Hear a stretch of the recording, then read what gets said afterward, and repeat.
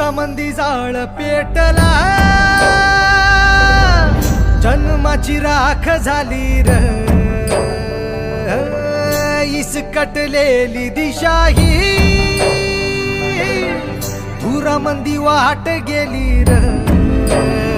चिन धुळी वाणी झालं नेलं वाऱ्यानं उडून, अवकाळी वादळात जीवन पेटून गेलं, आता तरी